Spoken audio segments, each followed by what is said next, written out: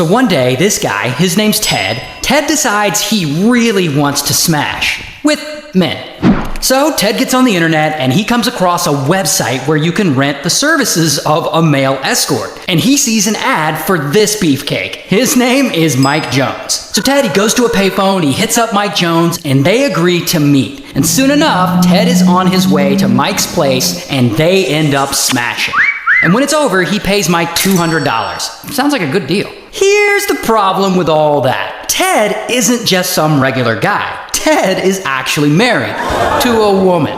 A woman who doesn't know he's out hooking up with male escorts. Ted is also a well-known Christian pastor of a megachurch. He's also president of the National Evangelicals Association, and Time magazine profiled him as one of the most influential religious leaders in America. He even talks regularly with President George W. Bush. So he's a very influential guy. Not to mention, Ted is also known to preach plenty of anti-gay rhetoric. One person enjoys sex with a sheep, another person enjoys sex with a man. Is that where we want to be? Now, at this point, Ted could just confess to his wife or change his view on homosexuality, but that's not what Ted's gonna do, because he really wants to smash with men. So instead, he starts secretly hiring Mike Jones once a month for his escort services, while Mike Jones has no idea that Ted's the leader of a well-known anti-gay megachurch. And 3 years go by, and Ted and Mike Jones are still meeting up at Mike's house once a month and secretly hooking up. But then, one morning, Mike's just lying around, he's watching the History Channel, and there's a show on where they're interviewing people about the Antichrist, and Ted appears on screen for a minute as a religious expert.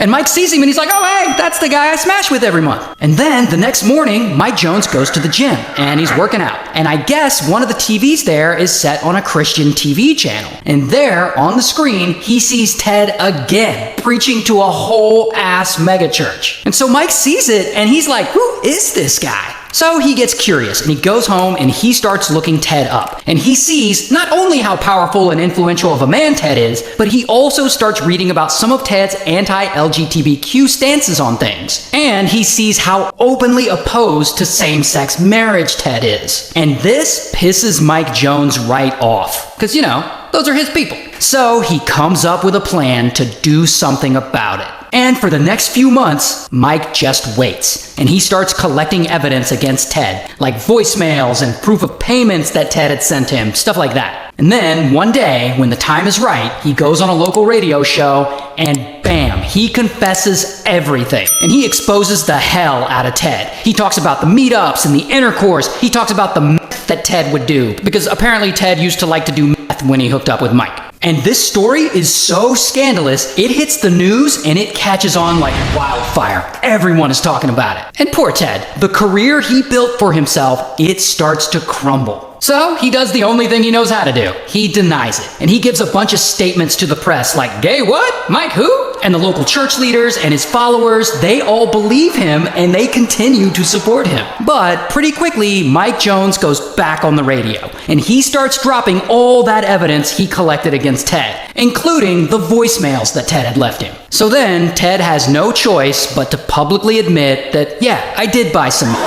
But he says he didn't do any of the gay stuff. I did call him. And what did you call him about? I called him to buy some, but I threw it away. So he says he bought meth, but he says that he didn't use it. Sure, Ted. But anyway, soon enough, he's under a lot of pressure, and Ted ends up stepping down as the preacher of the church he founded. And he resigns from the National Evangelicals Association, and he ultimately concedes, and he admits that he has gay urges. I'm not kidding. But Ted's wife and his family, they still stand behind him. And after a lot of pressure, they all eventually move from Colorado to Phoenix. And there, Ted gets involved in a spiritual restoration program that is supposed to cure him of his gayness.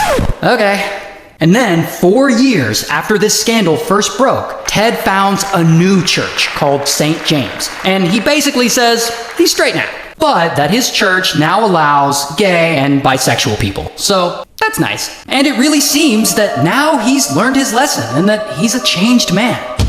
Until one day, all of a sudden, bam, new allegations come out about Ted. Some young men from his St. James Church, they come forward and they accuse him of touching young male members inappropriately. And they say he even asks one of the youths to get him some meth. And as more young men start coming forward with allegations, people start to leave St. James Church. And so Ted ends up selling the building and he shuts the church down. And I wish I could say that that was the end for Ted, but since then he has actually founded a new church that he started literally in his own house. And he's already got some followers, and he has expanded this church to include a room for children's and youth ministry.